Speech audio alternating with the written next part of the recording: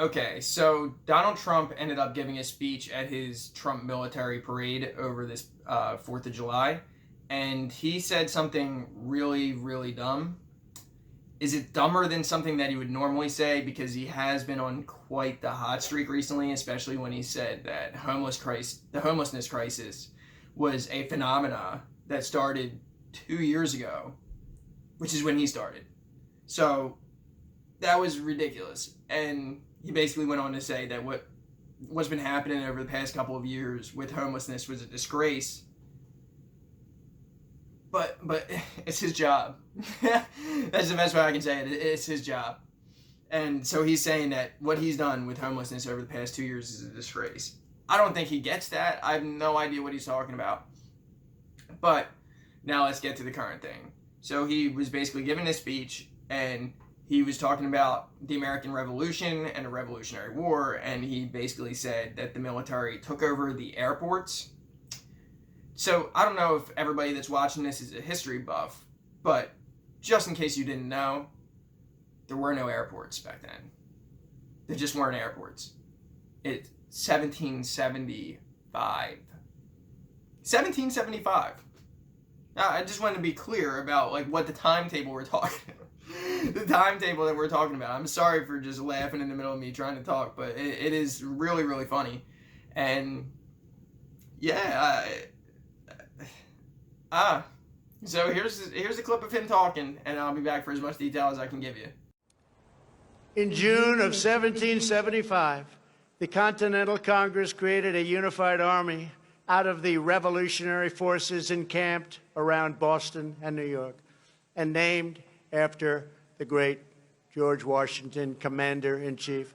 The Continental Army suffered a bitter winter of Valley Forge, found glory across the waters of the Delaware, and seized victory from Cornwallis of Yorktown.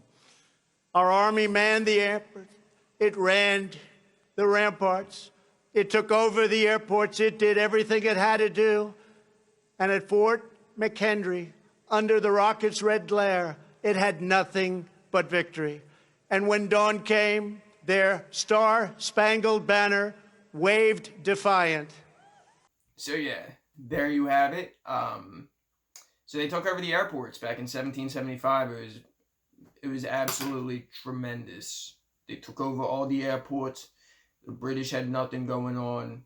It was just an unbelievable sight to behold, seeing the American revolutionaries take over these airports like that. It was absolutely fantastic. That's the best impression I can give right now for Donald Trump, but yeah, I don't know what other details I can give you on this. First airport, 1909. Donald Trump saying 1775, so a little bit off. I guess you could say Donald Trump's within the margin of error. I guess margin of error could be, I don't know, like 2 centuries. So we'll give him a 200-year mark as a margin of error. So he's okay. He was close enough. And obviously I'm joking, but it's really all I can add to the conversation. But he is mentally ridiculous. I mean,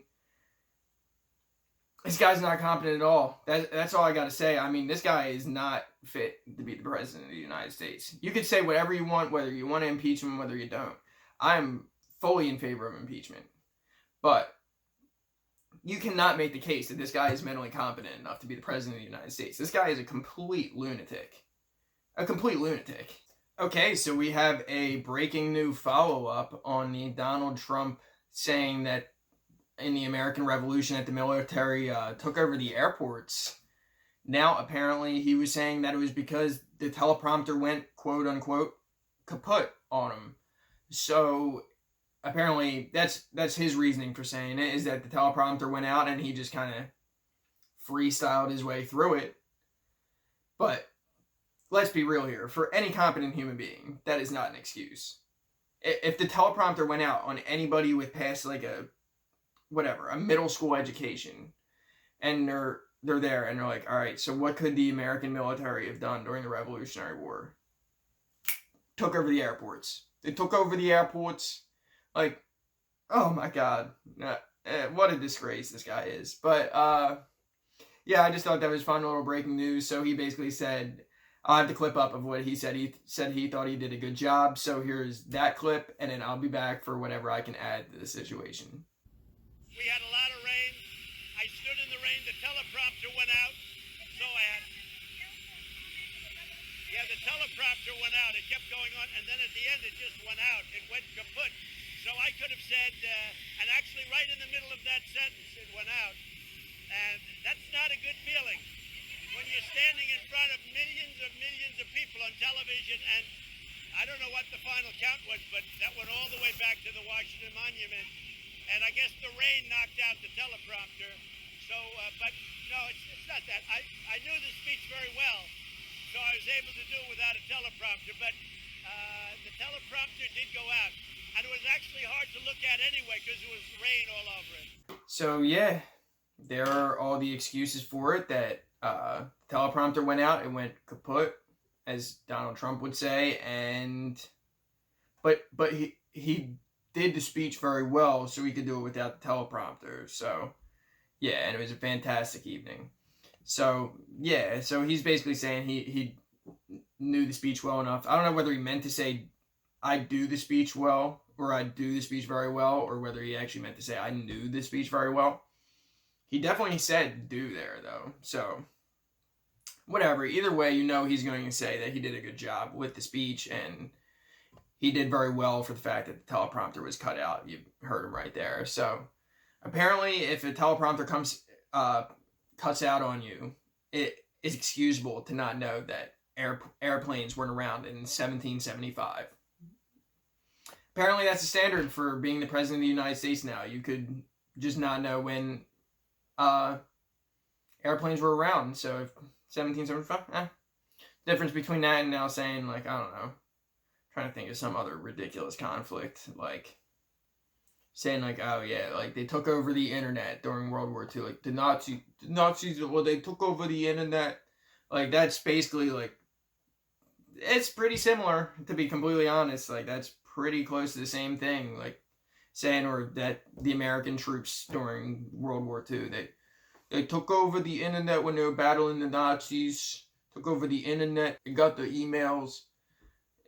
It's very similar to being it's just as stupid to say that they were taking over the airports in 1775. So yeah, either way, no matter how you cut it, I don't care if the teleprompter cut out on you or not. That's not a pass on thinking that airports were around like 150 years before they were actually around, and just thinking, it's the American Revolution though. Like, it's the American Revolution. Everybody knows. You all learned about that. Even if you went through elementary school, you learned about it.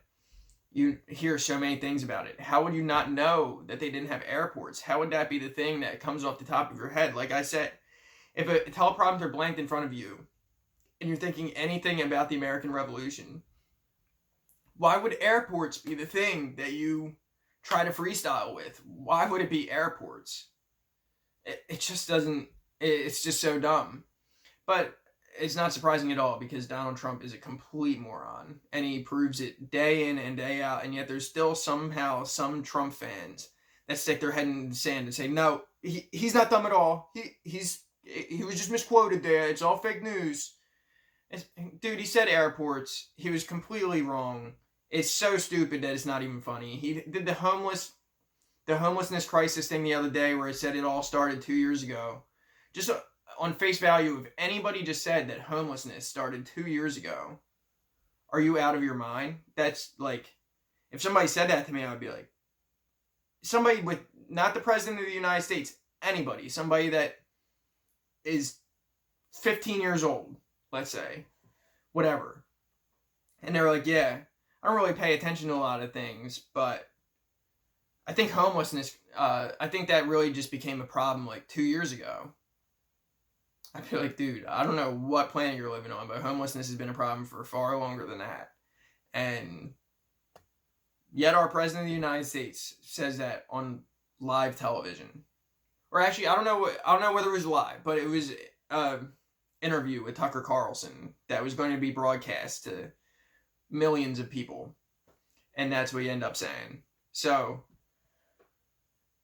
he just doesn't get anything. I really don't think he gets anything that he's involved with right now. He is just blindly going through every motion that he's going through right now, and all it is driven by his ego and what feels right to him at the time, and who the last person that he was in the room with was, and what they wanted done.